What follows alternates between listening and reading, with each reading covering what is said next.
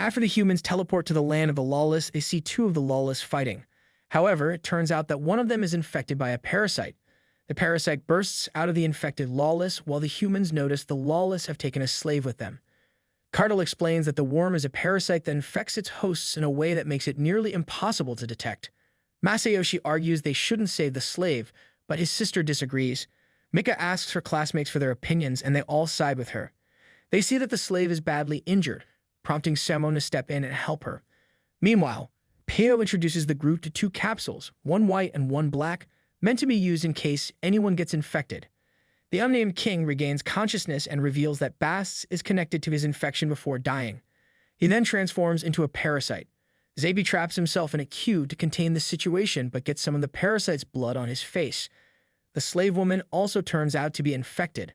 Zabi demands Pio give him the black capsule so he can end his life but fights to protect someone first. He uses all his mana and collapses before a team of lawless rescues him. As everyone is shocked by the lawless saving Zabi, a heated debate begins about their true intentions. Cartel warns Samon to stay away from Zabi, and the lawless reveal they plan to torture him, which Old Man Geo confirms. People from various worlds question how Zabi can be saved since he's likely infected. Despite objections from Cartel and Glass, humans from Neoterra volunteer to rescue him. Glass orders his troops to open fire, allowing the Neoterra humans to reach Zabi using vehicles stolen from the lawless. The lawless quickly counterattack with more equipment and soldiers. The Mecha Ordnance's troops create a smokescreen to help the non-combatants escape, but finding a safe hiding spot proves difficult. The ancient ruins nearby are unstable and one collapses before their eyes. Mecha spots a crimson forest, but Gaia's Ras Elder warns it's too dangerous. Sabiwa uses Root of the World to reinforce a ruin, creating a temporary safe zone. The front line becomes divided on whether to fight or negotiate. As the smokescreen clears, a coalition of factions appears with Glass issuing a threat to Gore. However, Gore sees through the bluff. Just then, Masayoshi arrives, leading an army in knight's armor, claiming to have 3,000 soldiers. This is a ruse, but it successfully intimidates the lawless, who retreat. Meanwhile, Halo, Pakya, Pain, and Bast flee Daikokuzen and find themselves in a forest filled with giant insects.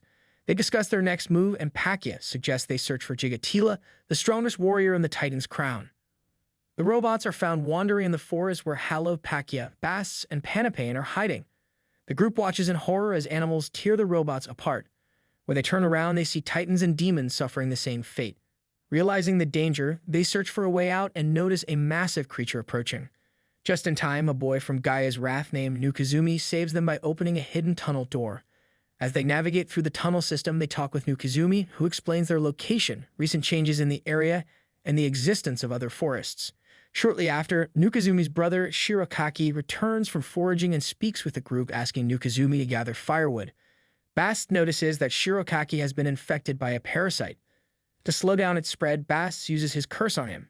He then admits that he too carries the curse and reveals that he did the same for the unnamed king due to similar symptoms.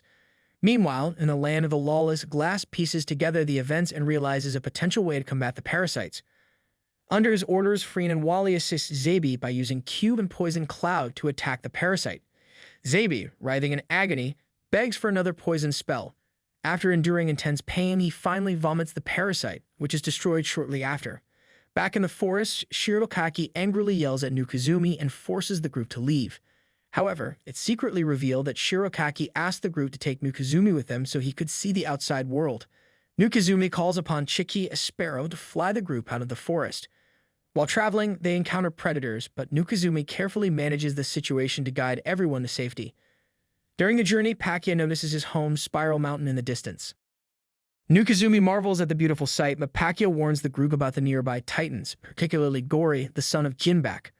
The Titans caution an entity approaching the area about the dangers of the playground. It turns out to be Jachi, who enters with the intent of having some fun himself. As Jachi effortlessly kills a Titan, others prepare to give them all to fight. However, Gori stops them and wants to do it himself. Jachi leaves himself wide open and taunts Gori while giving him 10 seconds. Angered, Gori repeatedly smashes Jachi, which destroys a big area surrounding them. Thinking the fight is over, Gori finds it boring and turns back, only for Jachi to remain unscathed and deliver a devastating punch. Near the ruins of humanity's fortress, Yuki was tasked with staying back to finish the investigation and is currently pondering on the available information. Suddenly, Gory's corpse is rushing towards the ground beneath it, which scares it. As Jachi lands, he interrogates Yuki about humanity's whereabouts and the demon army's fate. Yuki sighs and immediately uses pew pew pew, which has no effect. Realizing Jackie is not a pushover after their punches collide, Yuki immediately engages in battle seriously and delivers a string of different attacks. After some exchange, Yuki's information compression body gets damaged and prompts it to unleash its spaceplate Shinra form. Using a series of space-time and gravity-based attacks, it manages to repeatedly strike Jachi and knock him into the ground. Once it throws its weapon at Jachi and releases space monsters to devour him, Yuki remarks on the need to report. Jachi, once again unharmed, returns and remarks on the interesting battle at hand. He removes his cape, which pisses Yuki off as it realizes Jachi was just toying with it. Terrified, Yuki uses repulsion distortion to push Jachi away, but it has no effect. Jachi inhales sharply, creating a powerful pull that drags Yuki toward him, allowing Jachi to strike with a devastating double hammer fist. Sensing the extreme danger, Yuki attempts to flee using Boom Boom while trying to contact Galua. However, Jachi catches up almost instantly. Meanwhile, aboard the colossal cruiser, the Madeline's mothership in outer space, team leaders are discussing the appearance of a new species and assessing the threat it poses. Jello blames Galua for losing the ship to Daikokuzen, but Baldwin argues that the responsibility should be shared equally. The team leaders agree that most natural enemies are not particularly dangerous, concluding that demons are weak, while Yuki continues to be overpowered by Jachi. Back on the battlefield, Yuki is repeatedly slammed into the ground as Jachi unleashes powerful air punches. The resulting shockwaves immobilize Yuki completely. As Jachi pauses, reflecting on the changing world, Yuki uses its last resort, spaceplate bronze, in a surprise ambush. Before Jachi can respond, a punch from behind shatters Yuki completely. The figure responsible is revealed to be Jinbak. His dramatic arrival causes Jachi to turn and acknowledge him as a worthy opponent. Jachi asks Jinbak for his name, and the Titan Chief introduces himself. Before Jinbak can continue, Bursar interrupts with his own introduction, prompting Jinbak to angrily smack him into the ground for being disrespectful. Jinbak then turns back to Jachi, who admits to killing Gory. Hearing this, Jinbak tears up, visibly grieving his son's death, and begins smashing Gory's lifeless body repeatedly. Jachi, noticing Jinbak's complete lack of caution, assumes a battle stance and tells Jinbak to focus his anger on him instead. Jinbak obliges, punching Jachi away with immense force. Using flight magic, Jachi stabilizes himself and retaliates with a punch to Jinbak's face. However, Jinbak is unharmed and counters with a slightly stronger punch. The blow is so powerful that Jachi loses control of his flight magic and is sent flying, eventually crashing into the Mecha Ordnance buildings.